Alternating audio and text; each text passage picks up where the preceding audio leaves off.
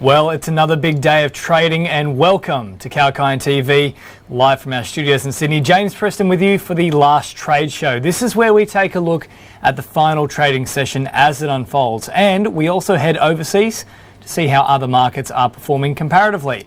But let's get stuck into news on the home front. The Australian share market witnessed a heavy sell-off on Monday as the Federal Reserve's hawkish stance on monetary policy continued to weigh heavily on the markets. The market witnessed broad-based selling amid looming concerns about sooner than expected rises in US interest rates. Federal Reserve official James Bullard's comment that the US central bank might raise interest rates sooner than previously anticipated left investors jittery. The ASX 200 is trading lower by 121.2 points or 1.64% at 7,247.7 at the close, closing below its 20-day moving average. Earlier today, the index was on track to close in the red at 7,368.9 and declined over 2% to hit a week low of 7,216.6 as new guidance by the Fed official weighed on market sentiment. In a rare sight, all the 11 sectoral indices are bleeding in red, with financial, utilities and energy stocks losing out the most. The financial sector is the worst performer with over 3.44% in losses, followed by industrial and energy, which both dropped nearly 2%. While consumer discretionary, materials, utilities and telecommunication services fell over 1%. REITs, healthcare, consumer staples and information technology sectors traded lower with marginal losses today. And the ASX listed banking stocks are also underselling pressure, with the big four lenders Westpac, also CommBank and Australia and New Zealand Banking, in addition to National Australia Bank, all trading in the red. In a similar trend, Australian energy stocks traded lower owing to weak crude oil prices. Index heavyweights Woodside Petroleum, Oil Search and Santos Limited trade lower between 0.5% to 3%. August delivery of Brent crude oil futures traded 0.55% up at US $73.61 a barrel, and WTI crude oil futures for August delivery traded at US $71.45 a barrel, up 0.22% as of the 21st of June 2021. Aussie gold stocks extended fall for the seventh consecutive session due to the US Fed's hawkish outlook, which impacted gold's demand. Sector heavyweight Newcrest Mining, West African Resources and Northern Star Resources Limited all traded in the red. Let's now turn our attention to the top gainers and losers on the stock market. Tech firm Codan is the top percentage loser on the ASX, falling over 11%. Some of the other top laggards are NRW Holdings, GUD Holdings, AMP and QBE Insurance Group, and also Chalice Mining. On the other hand, information technology firm Megaport is the top gainer on the ASX, rising 3%. Afterpay, Zip-Go, Metcash and Inghams Group are also among the top performers, trading with higher to modest gains. And now it's time for a very short break, but stay tuned here on 𝐊𝐶 TV as we've got more updates in just a moment.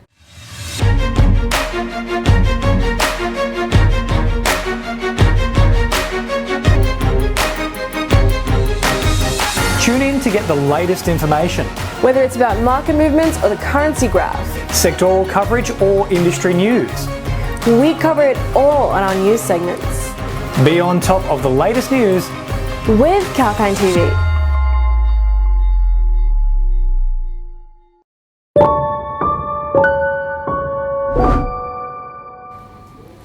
Hello and welcome back to 𝐊𝐶 TV. James Preston with you live from Sydney, and this is The Last Trade, a show where we cast our eye over the final session on the ASX and also abroad.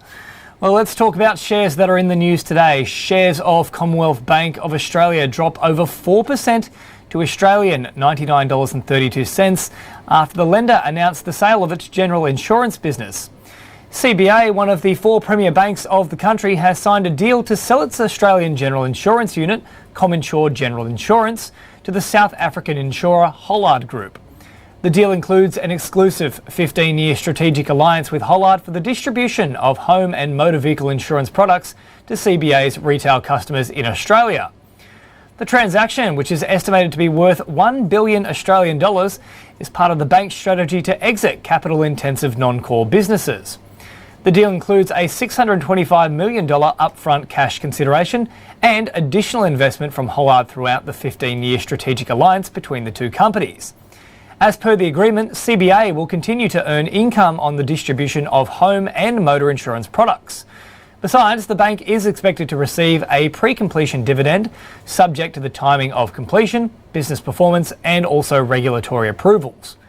The deal is expected to be completed by mid-calendar year 2022 and it will be subject to the Australian Prudential Regulation Authority, or APRA, and their approval. Moving on, the share price of the Bank of Queensland has fallen nearly 3% to Australian $8.97 after the lender gets the Treasurer nod for the acquisition of Members Equity Bank. On the 22nd of February 2021, the Bank of Queensland announced it had entered into an agreement to acquire 100% of the issued share capital in ME Bank for cash consideration for Australian $1.32 billion payable at the completion of the merger. The acquisition, which was pending for approval from the Treasurer, is expected to take place on the 1st of July 2021. As per the ASX announcement, the shareholdings is expected to be gazetted and take effect in the coming days. Shares of drug developer Star Pharma Holdings declined as much as 10% to touch Australian $1.53 after the company halted sales of its nasal antiviral spray in the UK. The company stated it has received a correspondence from the UK Medicines and Healthcare Products Regulatory Agency regarding specific promotional claims made for the company's Viral Ease antiviral nasal spray. The company stated the correspondence relates to the interrelationship between its product claims and references to SARS-CoV-2 and COVID-19 and its categorisation as well. Shifting now to natural gas and helium producer Renergen, and it's announced the discovery of helium at its Evander exploration rights prospect with a concentration of 1.1% helium identified in the gas. As per the release, Evander spans approximately 52,000 hectares with many abandoned holes drilled for coal and gold exploration. Evander is located around 120 kilometres from South Africa's main industrial hub in Johannesburg and is close to the main gas pipeline. Following the announcement, shares of Renergen rose over 1% to Australian $1.98 per share. And now it's time for a very short break here on 𝐊𝐚𝐥𝐤𝐢𝐧𝐞 TV, but stick with us, there's more trending updates to come.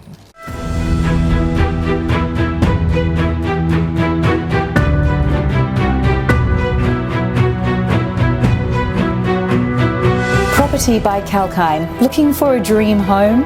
Well, that may sound easy, but it isn't.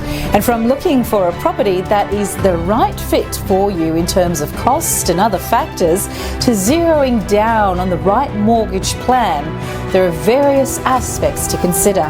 And for the latest slowdown in the property market, tune in on 𝐊𝐚𝐥𝐤𝐢𝐧𝐞 TV with me, Sage. I will give the latest updates on the property market as well as real estate stocks to help you make the right decision.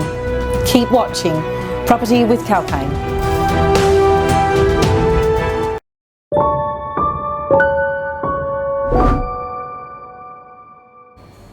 Thanks for sticking with us on the last trades. This is James Preston with you live from 𝐊𝐚𝐥𝐤𝐢𝐧𝐞 Studios in Sydney for 𝐊𝐚𝐥𝐤𝐢𝐧𝐞 TV.